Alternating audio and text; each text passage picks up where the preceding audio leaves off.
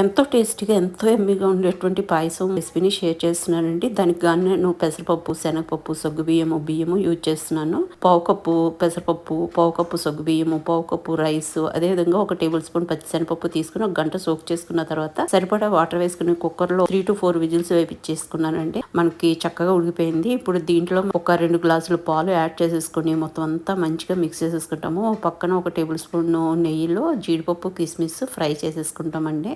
ఈ వేగిన జీడిపప్పు కిస్మిస్ని మనం పాయసంలో యాడ్ చేసేసి ఒకసారి మిక్స్ చేసుకుంటాము. మిక్స్ చేసుకున్న తర్వాత ఒక 1/2 టీ స్పూన్ ఇలాచి పొడి కూడా వేసేసుకుంటాము. అదే విధంగా తాటి బెల్లము 1.5 గరిటె వేసుకుంటాం. ఆల్మోస్ట్ 3/4 కప్ అండి వేసేసుకొని మొత్తం అంతా మంచిగా మిక్స్ చేసేసుకుంటాము. ఈ బెల్లం వేసే ముందు మనం కింద స్టవ్ ఆఫ్ చేసేస్తాం అనమాట. మొత్తం అంతా చక్కగా కలిసేలాగా మిక్స్ చేసేసుకుని వేడిగా కానీ లేదా చల్లారిన తర్వాత కానీ సర్వ్ చేయండి. చాలా టేస్టీగా ఉంటుంది. నేను సర్వ్ చేసేటప్పుడు బాదం నేను సోక్ చేసుకుని పెట్టుకున్నాను. దాని పీల్ తీసేసి సన్నగా చాప్ చేసుకున్నానండి. ఇంకా దాంతో మనం గార్నిష్ చేసి సర్వ్ చేస్తే అద్భుతంగా ఉంటుందండి. చాలా టేస్టీగా ఉంటుంది అనమాట. ఒకసారి ట్రై చేసి చూడండి.